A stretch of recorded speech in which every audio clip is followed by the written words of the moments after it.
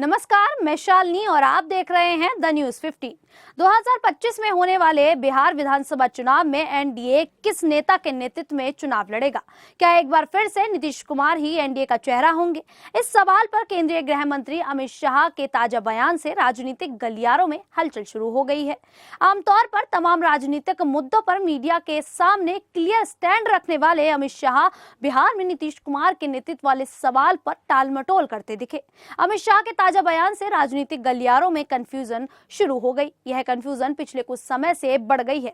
Bihar NDA के अन्य घटक दलों के नेता एक तरफ 2025 बिहार चुनाव रिजल्ट आने के बाद भी नीतीश कुमार को ही एक बार फिर से मुख्यमंत्री बनाने की बात कर रहे हैं, लेकिन वहीं गठबंधन के सबसे बड़े दल बीजेपी के अमित शाह इस सवाल पर क्लियर बात नहीं कह रहे हैं।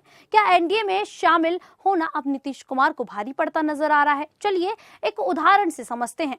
महाराष्ट्र विधानसभा चुनाव में एनडीए को बम्पर जीत मिलने के बाद जो सरकार बनी है उसमें पूर्व मुख्यमंत्री एकनाथ शिंदे को डिप्टी सीएम बनाया गया है। वहीं बीजेपी ने देवेंद्र फडणवीस को एक बार फिर से महाराष्ट्र की कमान सौंपी है।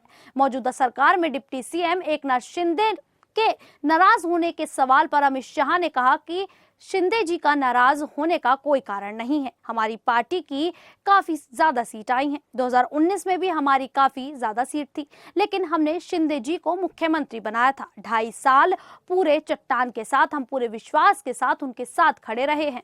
इस बार हम शुरू से ही कहकर चल रहे थे कि मुख्यमंत्री कौन बनेगा यह चुनाव रिजल्ट आने के बाद ही तय होगा। इसीलिए किसी को नाराजगी पालने की कोई जरूरत नहीं है और कोई पालता भी नहीं है। कैबिनेट बांटने में भी हम पूरी डिजाइन और तैयारी के साथ चल रहे हैं। एक इंटरव्यू में गृह मंत्री अमित शाह से पूछा गया कि शिंदे प्रकरण के बाद मुंबई से पटना क्या मैसेज गया? बिहार में 2025 में विधानसभा के चुनाव होने हैं। क्या जेडीयू को नहीं लगेगा कि हम लड़ेंगे तो साथ में, लेकिन रिजल्ट आने के बाद बीजेपी गेम कर सकती है? इस पर अमित शाह ने कहा, देखो भाई, आप कुछ भी नहीं जानते, लेकिन अब एनडीए में दरार नहीं आएगी, चिंता मत करो। अमित शाह के इस तरह के जवाब के बाद सवाल उठने लगे हैं कि 2019 के बिहार विधानसभा चुनाव से पहले बीजेपी हमेशा कहती रही कि नीतीश कुमार के नेतृत्व में ही चुनाव लड़ा जाएगा। यहां तक कि चुनाव में जेडीयू के तीसरे नंबर की पार्टी बनने पर भी नीतीश कुमार को ही सीएम की कुर्सी सौंपी गई।